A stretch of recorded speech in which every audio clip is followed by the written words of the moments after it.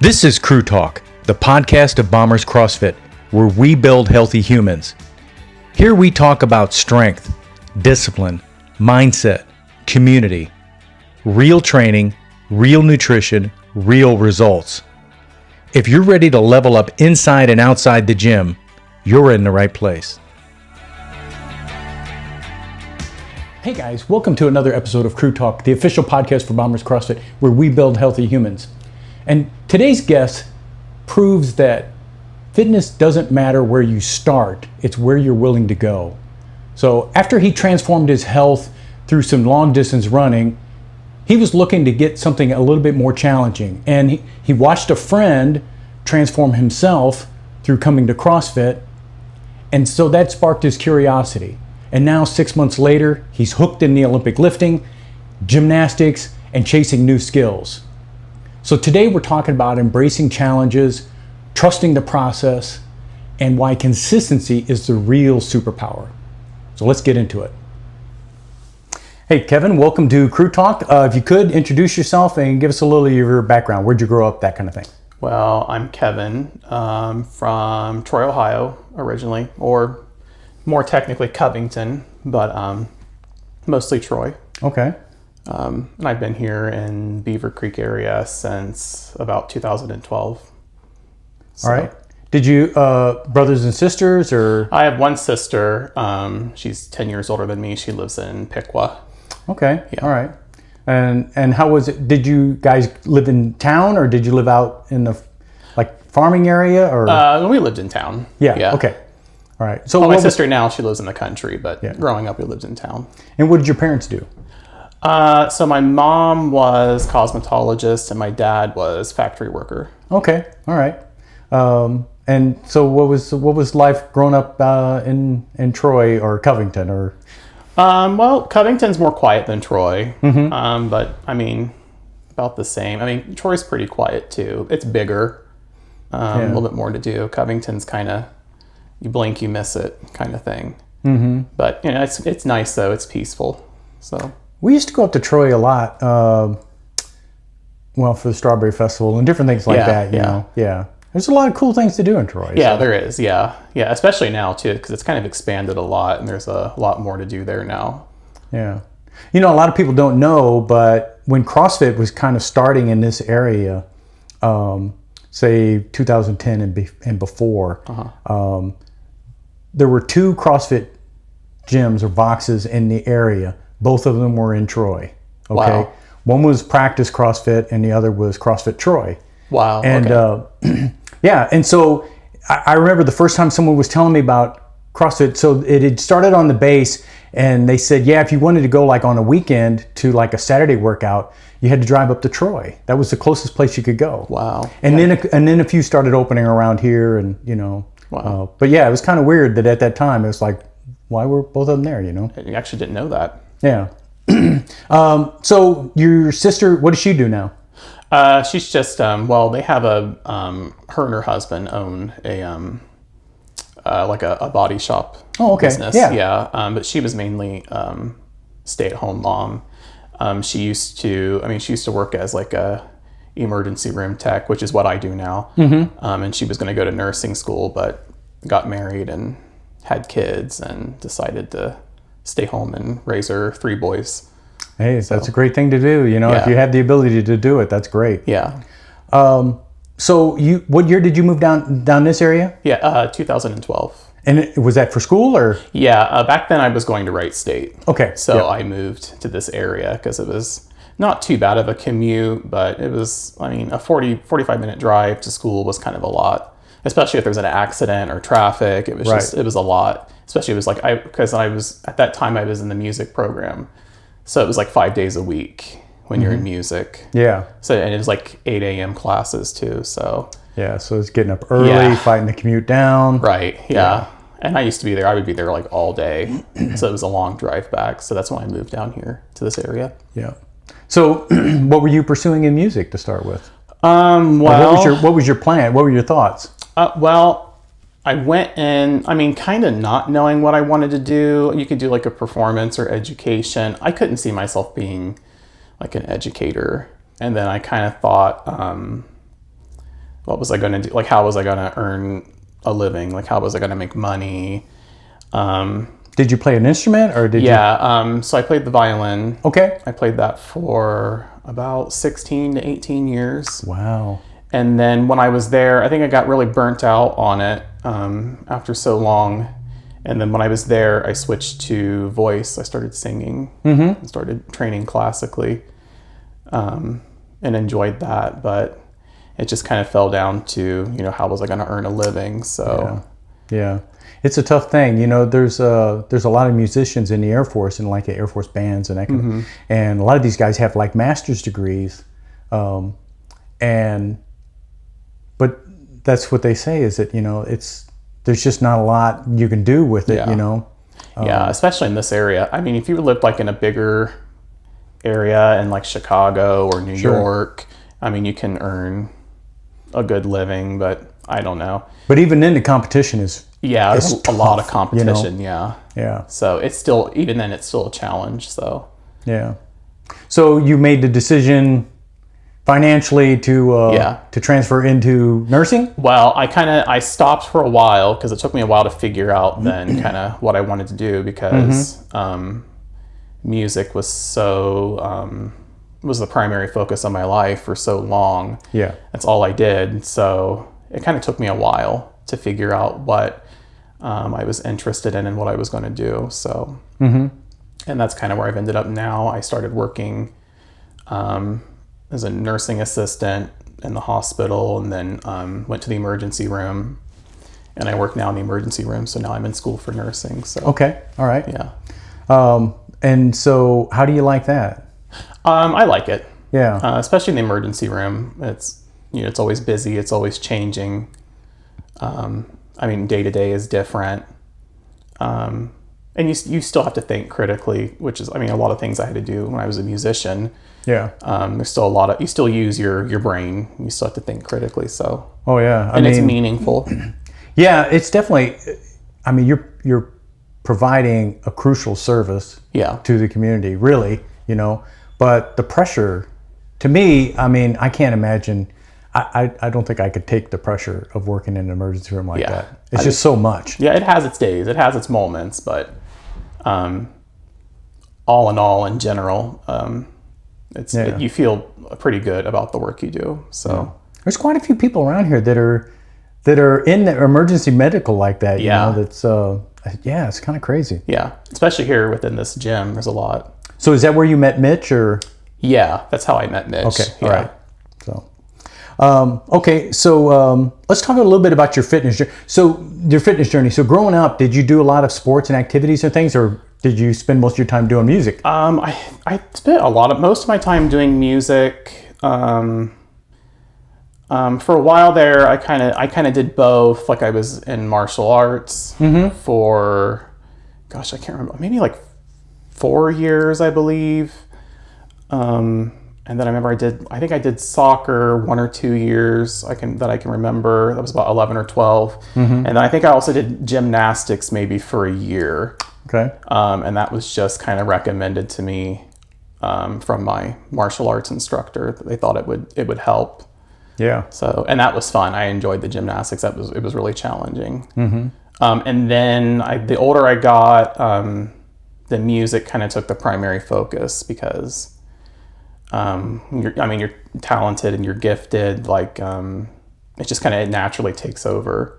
You got to put in the work for it, right? I mean, you can't just do it. I mean, you've got to put in the work. Yeah. I saw an interview with Eddie Van Halen one time, and he was talking about when he was like a teenager in high school and stuff, that all of his friends were out going and playing and stuff, and he's like, I was in my room practicing my guitar nonstop. He's like, I spent hours and hours and hours practicing. Yeah.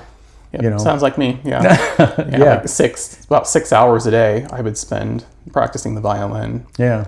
Well, that's how you get to be good. Yeah. Yep. So after as you got a little bit older, what kind of prompted you to re-engage with fitness?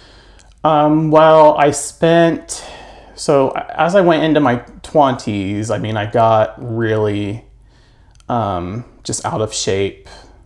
And it just kind of got worse and worse and worse. I I wasn't too physically active. I mean, I worked and I was on my feet, but it just kind of got out of hand. I think I had some things that happened to me in my 20s, and I just kind of thought, oh, I'm fine, and just moved on. But actually, I think they affected me more than I realized, because I was clearly unhappy and was just getting, more and more out of shape. I mean, I got to the point at my peak. I mean, I was pretty obese.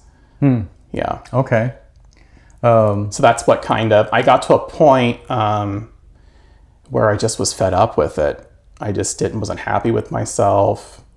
I didn't recognize who I was. And that was around the time that I met Mitch, which was coincidental, because it was right about that time I became very fitness oriented. And I was just like, I have to get this weight off some way, somehow. Yeah. So was it just your physical characteristics, or were there health issues as well? No, never had any health issues. Okay. But yeah, it was just all purely, I mean, I would have if I hadn't got the weight off. Yeah. And I knew that. And, I had, like, in my dad's family, there was a lot of, like, hypertension and diabetes and heart disease. My dad died early, and is about 63 from a heart attack. So, I didn't want to continue on that same path. And just also, it was that, and just not really liking what I looked like, you know. And how old were you about then? I was 33. Oh, okay. All right. Yeah. Okay. So how did you try to put this into action? So what worked for me, well, I began running. Yeah. That's when I got into long distance running. I got into that, and then diet was a big role. I think I did a lot of intermittent fasting. Okay. Yeah. And did you do research on it, or did you talk to somebody? Or? No, yeah, I did a lot of research on it. And in a way, it kind of it forced my body to correct itself, because it was making my body use up energy that it had stored away for years and years and years. And then I got to a point, when you get to a point you're so used to it, you're not hungry. So I actually, I felt better. I felt clearer. I had more energy. And I got to a point, I would do it a lot of times, like on work days, because I worked 12 hours, and like I would find myself sometimes like fasting like 24 hours because I just wasn't, I was hydrated and stuff and drinking, but I got so used to it. I had plenty of energy. I would go home and have like a healthy meal, but as the weight came off and I got thinner, I noticed it got more difficult. Right. So, and that's when I had to start cutting back. And also by that time too, I was running longer and longer distances. So the fasting wasn't really working anymore. But in the beginning, when I had a lot of weight to lose, it was pretty easy for a while. That's kind of the positive thing about losing weight. If you have a lot of weight to lose, it's rewarding in the beginning, because you can lose weight pretty quickly. Yeah. And pretty easily. It's when you make that transition, when the tipping point starts to happen, and how much can you stick with it? That's where the resilience really comes in. I found it was easier than just like doing a calorie deficit. I mean, if you fast, typically, I was doing 24 hours, which that always puts you in a deficit. But like the whole classic dieting thing, that didn't really work for me. And you can be hungry. The fasting, if you do it right and you know what you're doing, you won't have an appetite. Yeah. And that's what actually did it for me. Because, you're making your body create its own glucose for energy. Yeah. So that's what really helped me. I don't think I could have done it just with the classic, calorie deficit. Yeah. Because, people, you have the temptation to snack, or, it's hard. Right. And you always feel hungry. So. Now, what were you eating? Were you primarily cooking for yourself, or? Yeah, pretty much. Yeah. Yeah. So if I ate out, I made sure I did like healthy choices and stuff like that. You have to watch like your fried food and stuff like that. I try to get things that were more fresh, grilled meats and stuff like that. Yeah. And I still do that today. So. it's tough when you eat out a lot. My wife and I went out to eat the other day to a steakhouse, and they had all these different options for steaks. But like typically for me, 6 to 8 ounces of a steak is my meal size. Okay. There were only 2 options. There were only 2 steaks that were that small. Everything else was 12 ounces and more. And it's like, I still to this day don't trust myself. If you put an 18-ounce steak in front of me, I'm a member of the Clean Plate Club. Right, I've got to eat it, right? Yeah. So it's challenging. Going out to any restaurant. Yeah. Even still for me. Yeah, you definitely have to watch the portions. Because sometimes the portions they give you are just crazy. It's too much. It's like it could feed 2 people. Yeah, absolutely. Yeah. So, so how long did it take you to get did you eventually reached your goal weight? About how long did that process take? I did it in 6 months. 6 months. Okay. Yeah. So that's a good long time. Yeah. That's really kind of a healthier way to go about it. Yeah. I dropped about 80 to 100 pounds. Oh man, that's a lot. Yeah. Yeah. It just kind of. That's amazing. Congratulations to you. Thanks. Yeah, I'm kind of shocked I did it. I remember when I made the decision, I remember it felt insurmountable. I can remember that. Like it just felt like I didn't know how I was going to do it. But I just did it. One way or another, I was determined I was going to do it. And then I think when the weight started coming off, I think that also motivated me too, because then I realized, okay, I'm doing something, it's working, and I just have to keep doing what I'm doing. And it was like every week, I was actively losing weight. But yeah, it really did. It felt insurmountable. Yeah. It's like I had to will it into existence somehow. Yeah, it takes a lot of mental toughness to do something like that. Yeah. And to stick with it. Yeah. Over that long period. Yeah. So many people make the mistake, I think, of losing weight so quickly that then it's much more likely to gain it back again. Where if you do it over a longer period like that, you've probably made the kind of lifestyle changes that you have to in order for this to be a lasting effect. And I think the fasting helped with that too. Also, like I said, I also focused on nutrition as well, like making healthier choices and cutting things out. But I think the fasting did kind of corrected my appetite in general. It helped me realize, when I'm overeating and things like that. So I know you said you didn't have any real health issues before. Do you know? I'd be interested to know. Were you aware of like what your blood pressure was before and what it is now, or those kinds of things? Yeah, no, it used to be kind of like pre-hypertension. Okay. Yeah, because I was obese. But after I lost the weight, it came all the way back down to normal. Right. I know I went and saw my doctor that year. And he was really shocked because I remember, and actually, I remember I went to check in for my appointment. And it kind of flagged my weight in the chart, and I knew it was going to do that. I was waiting for her to ask me, and she was like, "Was that? And you lost almost 100 pounds?" And she's like, "Was that intentional?" Because they have to ask. Sure, absolutely. Yeah. Were you trying to lose weight, or is there something going on that made you lose weight? But I remember ever since, it's been all the way back down to normal again. So. Yeah. And see, now that's the thing. That's the change that makes a difference when you get to be 63, like your dad. It's the changes that you make now. It's the years that you live now with a normal blood pressure that makes a difference on your heart. Yeah. So congratulations again, man. That's great. Thanks. So did you stick with just distance running still throughout that time? That was. Yeah. And did you love it or? Yeah. No, I liked it. I really got into it. I really focused on running well and healthy and smart. And not overdoing it, and just over time, my distance increased. My endurance definitely increased. Yeah.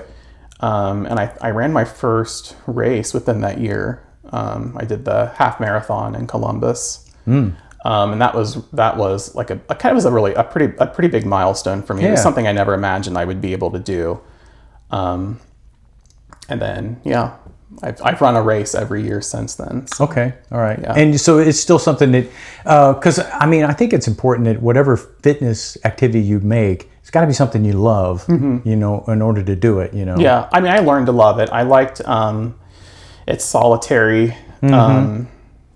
It can be cathartic to some people, you know, it's just like clearing your mind. Yeah, And, you can. Like, you have time to, I mean, you can listen to music, even with the music on. I mean, sometimes your mind will wander, and sometimes you can sort through thoughts and things, especially if you're out on like a 10-mile run, a really long run. You have a lot of time to really sort through things. And also you get like, you know, the endorphins and stuff from exercise. And there's a feeling too, when you've done something, you know, you've ran a distance that you didn't think you could do, you know, you've accomplished a tough thing, you know, it's just a rewarding feeling. Yeah, definitely. So, so what got you, it was Mitch, it was seeing the transformation in Mitch that got you kind of interested in. Yeah. I think I had the privilege of seeing Mitch's progress from the outside. Okay. And I knew him before he did CrossFit, and then I knew when he was starting CrossFit. And then over the last several years, I've kind of watched him become more fit, stronger, more muscular, more confident. And I didn't even know what CrossFit was. I just knew that's what he did. Yeah. I had no clue even what he was doing. I just knew it was CrossFit. And he would talk about it passively, or, you know, he comes to the 5 a.m. class sometimes, and we'd ask, you know, like, how was CrossFit? He would say it was good. He would say, you know, they did this and that, and kettlebell swings. And I would be thinking in my head, I don't know what you're talking about. Yeah, exactly. But obviously it's working. So, but I got kind of stuck in a rut as you know, this winter was bad. Yes. And so I had lost all this weight. And so I was a long distance runner, endurance athlete, but I wanted to start building muscle and like an athletic physique. And so I had been going to the gym for about a year, and I wasn't seeing any progress, didn't know what I was doing. Right. And then, so the running was like the one thing that I kind of enjoyed, because I really didn't like going to the gym. It was just it was solitary. People weren't very nice. I wasn't going there to socialize, but they didn't exactly make the environment something I was just dying to go to. You mean like a Globo gym or something? Yeah. Yeah. So winter really started in November this last year. It got like really cold. We had our first snowstorm, and it just could not run outside. Because and the snow stayed for a long time. And it was just so cold all the time. I couldn't run. And so I started to pack on a few pounds, you know, because it's holidays. Just like I said, just going to the gym and hating it. And then, so it was around like mid to late January, I think, you know, Jessica Zen. Yep. And Mitch and I were all at work. We were talking about, I think she was talking about how she was, you know, wanting to run a race this year. We were just talking about just fitness oriented things. And I was saying, you know, I'm just really just stuck in a rut. Like, it's just, you know, the seasonal depression's kicked in. I hate the gym. I can't run. And she was like, well, you should go with Mitch to CrossFit, because it's Bring a Friend Week. So, you know, I checked with him, make sure, because she kind of volunteered him. So I checked to make sure that was okay. And he said it was fine. And so I came to my first class with him. It was on a Saturday class. Okay. All right. And do you remember what the workout was, or what it included, or? I don't remember exactly what it was, because it was new to me. You know, like I was new to the language and everything. But I remember the warm up consisted of, like, they had like every machine, and you would do one machine, and then your partner would do, I don't know, it was like lunges or something, I can't remember. And then you would move on to another machine, and you would alternate. I remember Mitch was trying to like hurry up and describe to me how to do this or how to do that, and I still didn't know what I was doing. But I remember the actual workout. I think it was a couplet. I think it was jump rope and echo bike. And I could not jump rope, just to save my life. I could not. It was so hard. And I remember Mitch said, he goes, I was not expecting the jump rope to be the hardest part, but I could not do it. Something about my coordination, I just could not do it. But it was still a really good workout. I mean, I got my heart rate really up there. and it was a really good workout. Yeah. Yeah. And then I came back, my next class, I came by myself. And I think, you know, I'm the type of person, I can kind of know right away if I like something or not. So it didn't take me long to sign up for a membership because I knew it was what I was looking for. Right. And so I came to my next class. I remember, I think Alyssa was teaching that one. And I remember we had to do it was something like the box get overs. Yeah. It wasn't a jump over. It wasn't a step over. It was like the box get over. Was it really tall box? You had to climb over the top of the box? Yeah. Well, some people were jumping and I tried to jump, but my legs are so long. So I almost kicked the box over. And so Alyssa's like, well, I mean, she's like, I don't want you to kick the box over and fall. Maybe just do your knees. So I remember I scuffed my knee really bad that day. And Alyssa had to run up and put bandage on my knee. And then so I was on my knee. So I remember my first week of CrossFit, I was just bruised and battered. My shins were bruised all up and down from those boxes. And then I remember we did my first, I think I went to that Saturday class after that and they were doing power cleans. I've never done a power clean. And so my collarbone and my shoulders were all bruised. I was just all banged up, but it was fun. I mean, it was new to me. It was challenging. Yeah. I liked it. So you're beaten and bruised, but definitely sold. Yeah. No, it was definitely what I was looking for. And I still didn't know what all it entailed yet. Because, it takes a while to be fully exposed to everything that we do in CrossFit. But I liked the excitement. Every class, I knew it was going to be something different. I was going to be learning something different. Yeah. I mean, and to this day, it's still kind of like that too. I'm about 6 months in, and it's always something different. So it's the great thing about it, I've been doing it for a long time, and there's always things that come in and just humble you. Things that I can't do well even now, and it's and that's really healthy. You know? So. Was there a particular movement or that you got into in the beginning that you just thought, okay, I'm never going to be able to do that? I would say, it was a lot of stuff. I mean, we do things like burpees and stuff like that, that's fine. But I definitely like the barbell stuff and the power cleans. I remember really distinctively, I think it was my second week, we were doing something, I want to say, it was clean and jerks. Okay. And, which I had never done. I had done my first power cleans the week before. Still didn't know what I was doing. I'm sure it was horrible. But the next week we were doing these, it was a circuit or something with these clean and jerks. And I remember, I didn't even know what the colors were on the barbell. Yeah. And I think I grabbed the men's bar or something. And I think it was Dylan was doing that class, and he was kind of walking us through it. And I remember I was really struggling. I felt like I was going to snap in half. And I remember distinctively, Kevin came up behind me, and I think he was in the back of the class, and he was watching me struggle, and he knew I was new.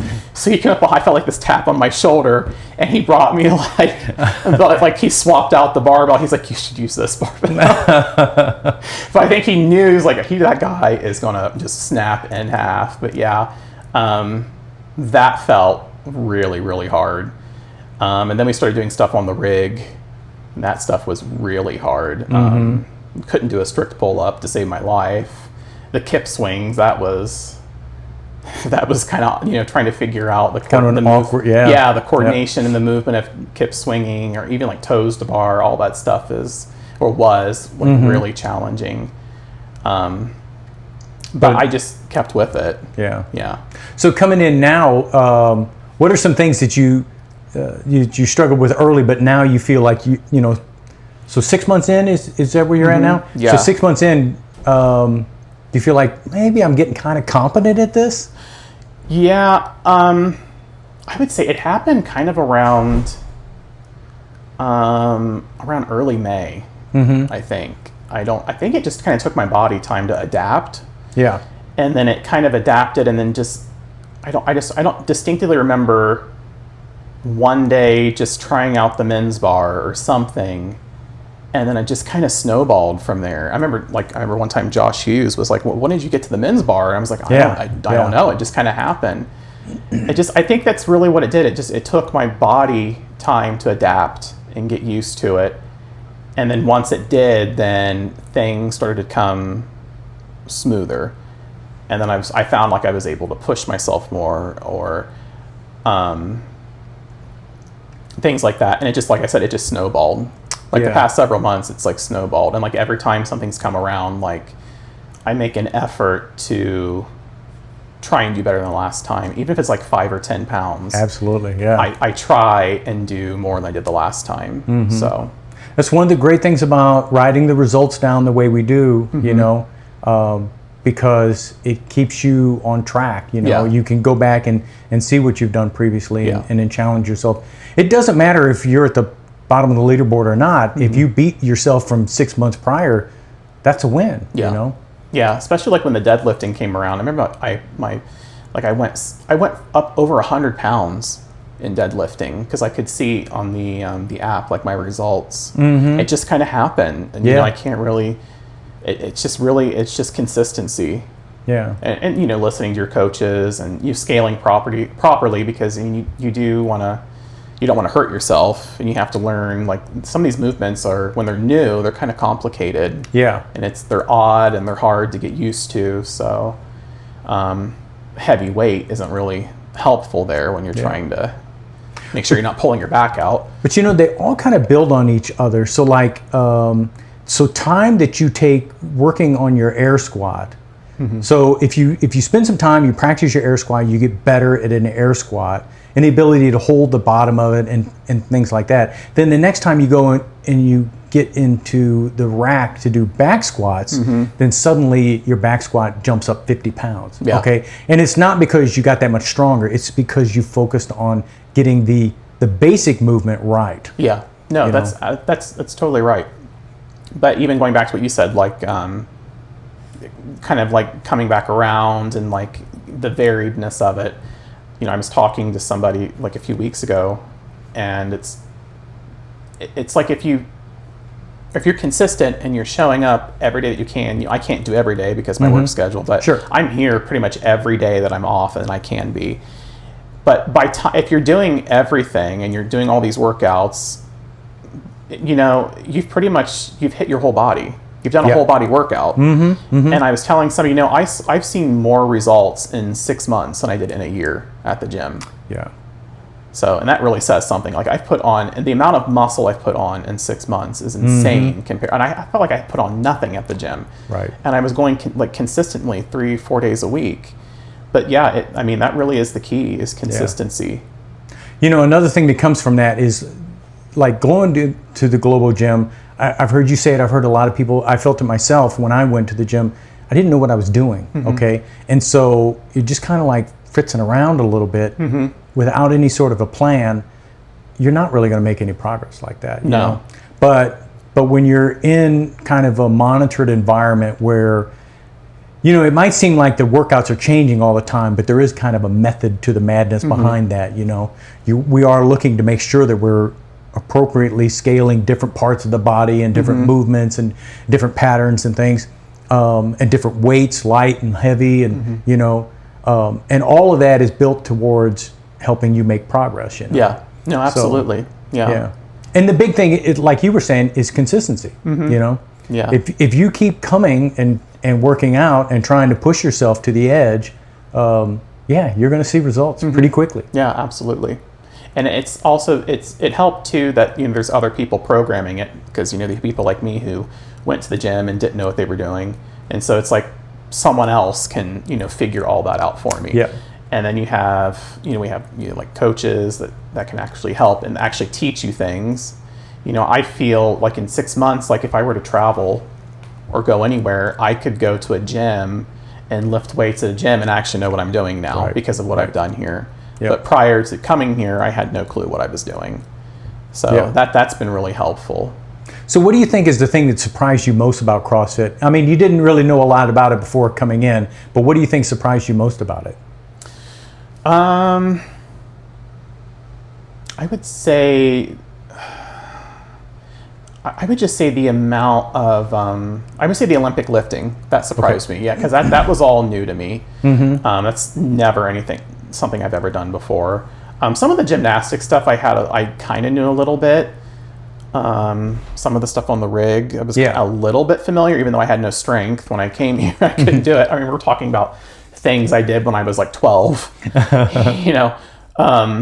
But yeah, the lifting, and also learning to lift with with a really high heart rate, in high intensity, learning to to push through that and just keep going. And even if it's one more rep, or, and just like telling yourself every single rep counts. And that's even something I'm working on now. Yeah. It's just like pushing through. There comes a point where you have to realize, you're in the middle of a workout and you're really tired, your heart is racing, and so your brain is telling, and the old you is saying, I need to sit down, I need to rest, right. Okay, I need to catch my breath. Yeah. But the reality is you can keep working. You can, yeah. I mean, you can keep going, you can keep pushing through that, you know? Yeah, I had to kind of rewire my brain because I was so used to the endurance side of like programming myself for long distance running, where the goal is to keep your heart rate down as low as you can keep it for as long as you can keep it in order to get through, if you have like a half marathon, you're not burning out before you get to the end of the marathon. Here I had to reprogram myself because the tendency was, I got to take a break because my heart rate's too high. Like it shouldn't be this high. But no, it's different now. It's a different type of fitness. It's it's not all aerobic. There's a lot of anaerobic now, and it's a whole different type of mental gymnastics of like learning to just push and just keep pushing through it. And like you said, you have to keep telling yourself you can keep pushing yourself through it. You don't have to have a break. You can keep going. So that's something I'm working on now. Yeah. And I was like, we had that hero WOD a few weeks ago. Everyone was talking about, we had to do the mile run with the medicine ball. Yes. And I remember I think like Tim Allen had posted, like he was like 80% of the workout was like in zone 5. And then Alyssa posted hers and she was like 90%. Yeah. And I was talking to her, I'm like, that is pretty like commendable. Yeah. Like to push, just do the whole workout in zone 5 and just keep pushing through it. And that's when it kind of clicked with me, because she was like, yeah, it's like a type of mental gymnastics. And I was like, oh, it kind of clicked in my brain. I'm like, yeah, you mean like kind of like what I was doing in long distance running, but now I got to retrain like a different side of it. So I've been kind of focusing on that. Yeah. Like really resisting the urge to take a break and just pushing through. Yeah. I did it yesterday. Like, we did, like, I was kind of shocked yesterday, like how quickly I got through those burpees. Every time the burpees came around, like I was just flying through the burpees. It's the only way to do burpees. Yeah. You just fly. You just fly through them. I mean, what slowed me down was the box step overs, but the burpees, like I just like really, because by the time you get to the box step overs, you're like, oh my gosh, and you got to do the burpees, but I just flew through it. I just pushed myself. Yeah. So that's what I'm working on now. Yeah.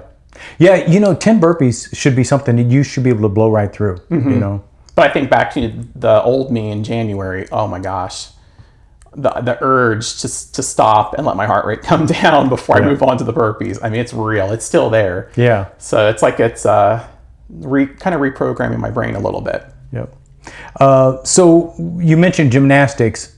Is that something that you look forward to really advancing in? Yeah. Like bar muscle ups, ring muscle ups, that kind of thing? Yeah, no, I really like it because when I did do the gymnastics, I liked it a lot. And in hindsight, I kind of wish I would have done that over martial arts because I was kind of a natural at it and I was young enough. And I remember it was a really big gym up in Troy. It's probably still there. And I remember the guy who owned it and coached was like, I was like the only boy he had, a whole girl. So he was like really excited to have a boy. Yeah. Because there's stuff that girls don't do, like pommel horse and stuff like that. But I always liked gymnastics, and like other countries, like if you go to Europe, like people continue to do gymnastics, like even into old age. That's right. Yeah. Because they see that they recognize the health benefits of it and how it keeps you like physically fit and agile. But in America, people don't really, you're going to have a hard time finding a coach that's going to coach an adult in gymnastics because they're all focused on kids. Mm-hmm. They all want kids, because they want to start them young. So coming here, when we do those gymnastic skills, it kind of like scratches that itch that I have to want to do it. Yeah. So yeah, I like that. I really like that part of it a lot. Yeah, I think if I had it to go over, if I had young kids today, boys, I had 3 boys, I would have them in gymnastics. I would have probably more so than doing like soccer and things like that, you know.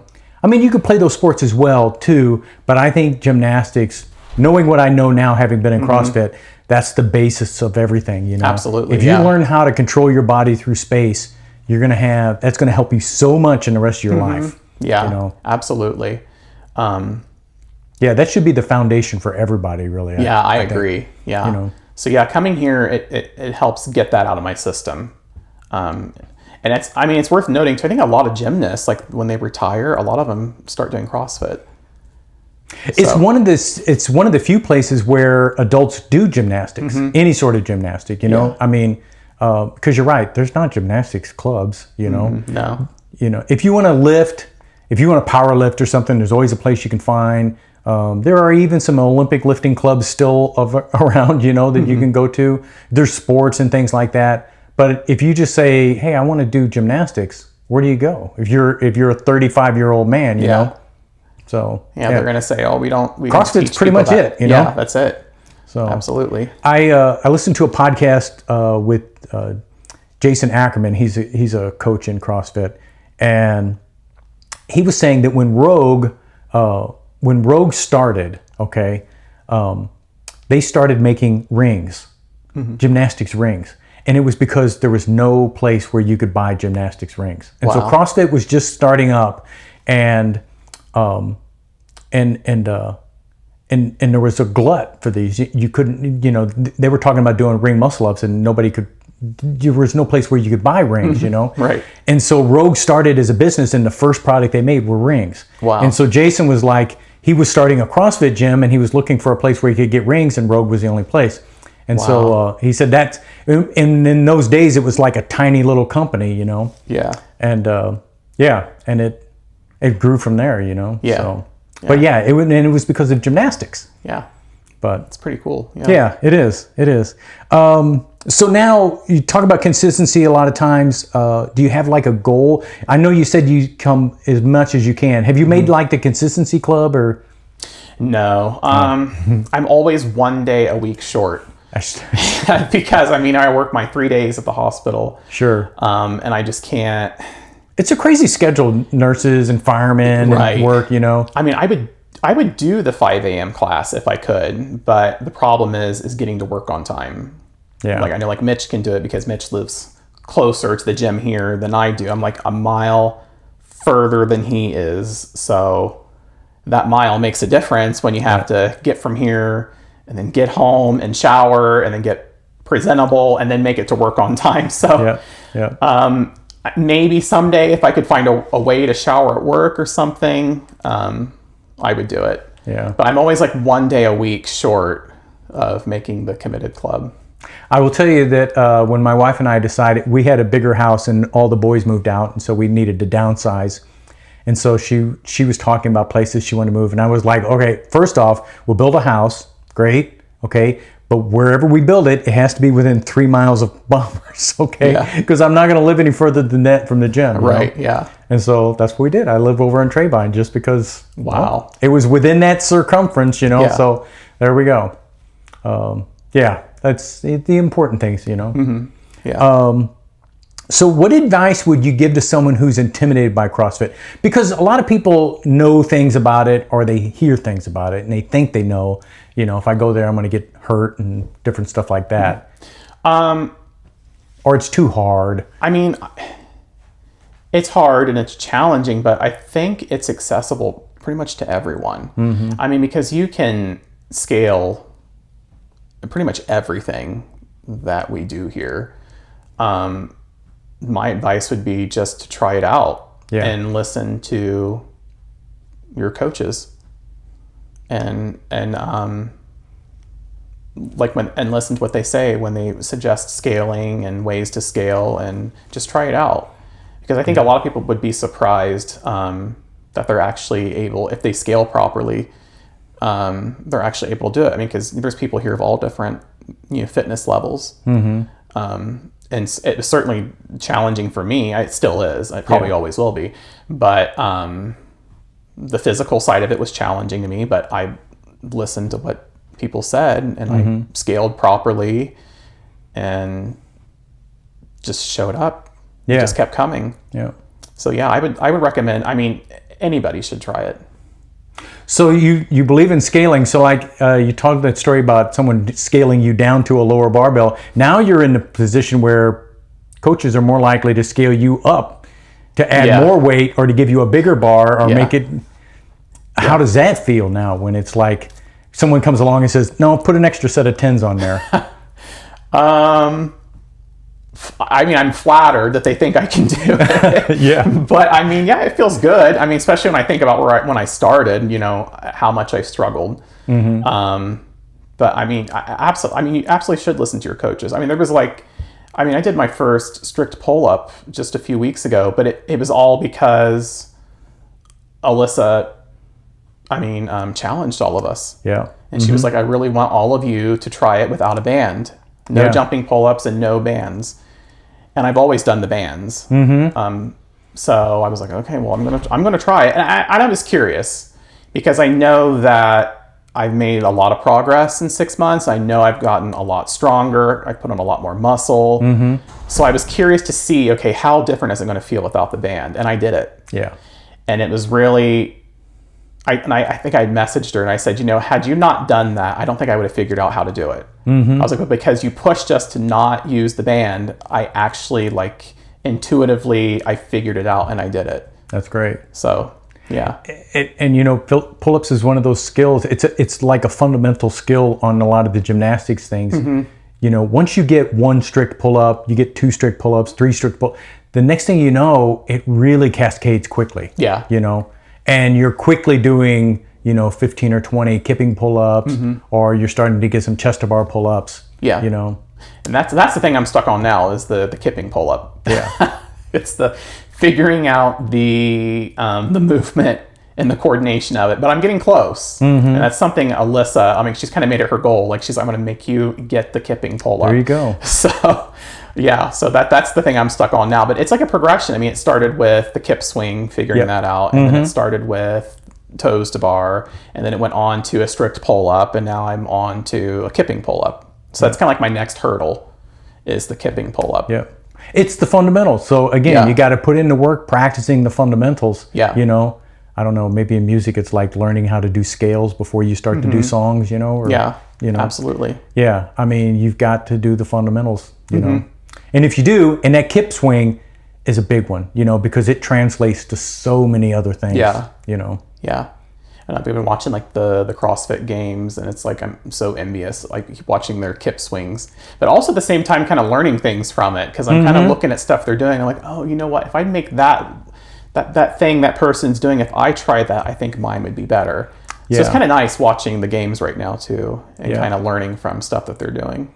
Well, you find out that you do a kip swing on the pull-up rig, okay, and the ability now to get your shoulders in an open position. The next time you do overhead squats, suddenly it becomes easier to hold a barbell up over your head. Okay. And it all relates back to the work that you put into the kip swing. Yeah. Yep. So. Absolutely. Yeah. So don't listen to those people when they say kipping is dangerous or it's cheating. Nah. Nah. Kipping is hard. Yeah. They're probably saying it so they can't do it.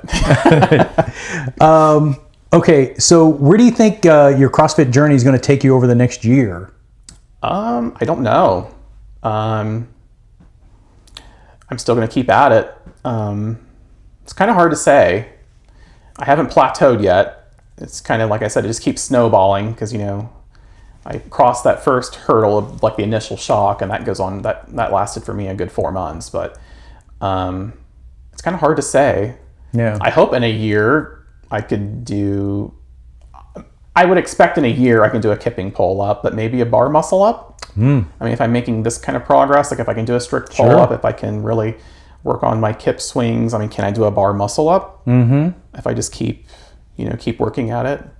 I would, like you mentioned, the overhead squats. I would like to be better at those, and focus on. I focus on improving everything. Yeah. But especially like the power cleans and stuff like that. I've been focusing on that a lot and trying to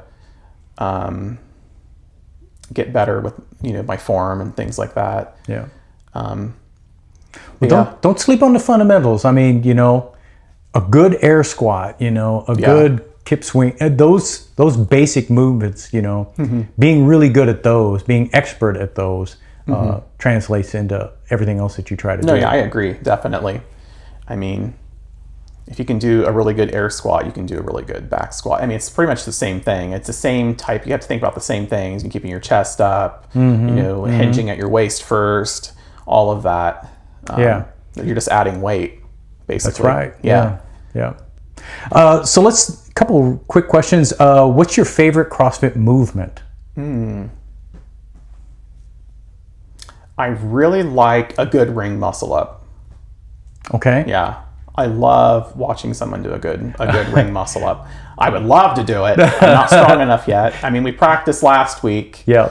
And Trent was really good with that. We practiced on the rings last week, and so I can do ring pull-ups. There you go. I can and maybe a quarter to a half of a transition, but nothing beyond that. But yeah, I really love seeing anybody here at the gym or a CrossFit athlete on television. I love seeing them do a really good ring muscle up. Yeah. When you see somebody who's doing them well, stringing them together, it looks really looks easy. Or even a nice power snatch. Those are really, I'm always impressed when I see some of these guys do a really good power snatch. Yeah.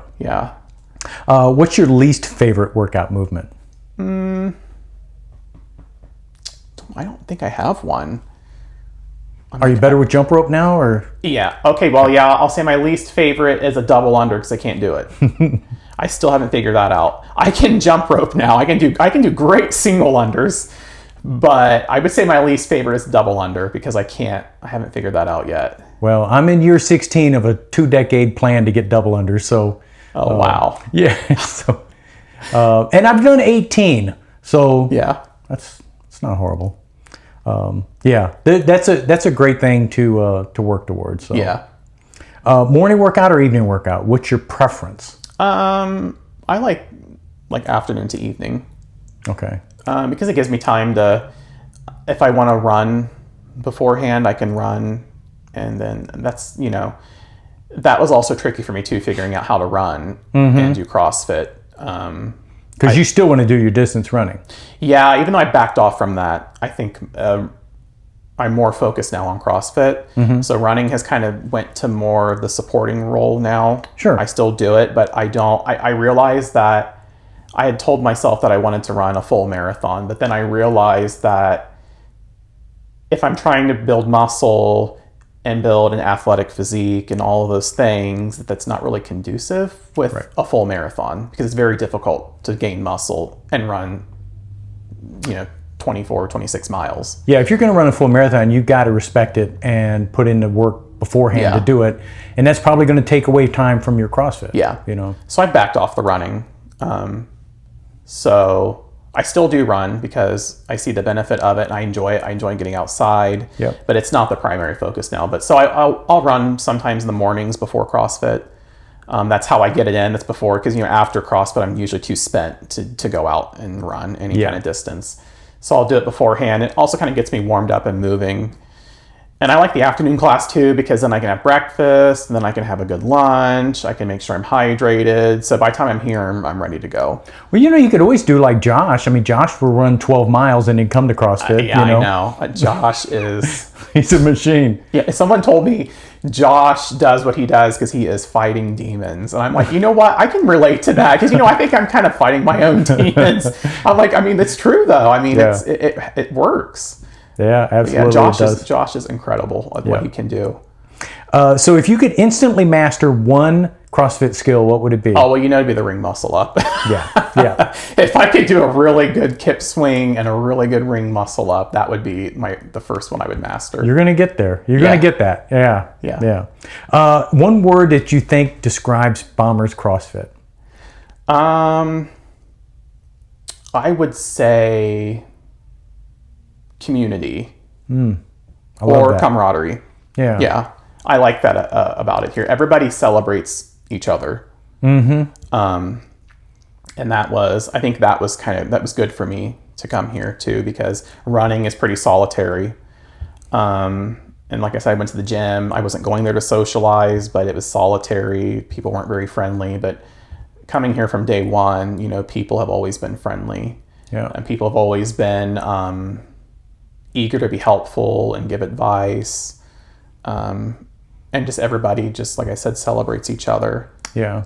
And like you mentioned the Global Gym before, it's such the opposite of what it is like in a standard gym. And I mean, that's no knock on them. It's just that's the way that community is. Yeah. Yeah. People just come in there with their eyes down, the headphones on, and never talking to anybody. Yeah.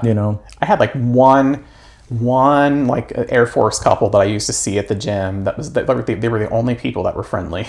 And I would see them in the grocery store and they would be friendly. But other than that, it was just like, it's not the same vibe as coming here. There's no, just very, like I said, coming here was good because you feel like you're a part of a community. Yeah, absolutely. Well, Kevin, hey, I'm glad you sat down with us and shared your story. Thanks for joining us on Crew Talk. Thanks for having me.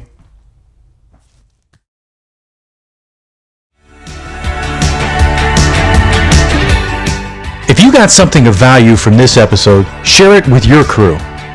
Do you want to train with us? Then head over to bomberscrossfit.com and see what we're building. Stronger every day, better every rep. We'll see you in the gym.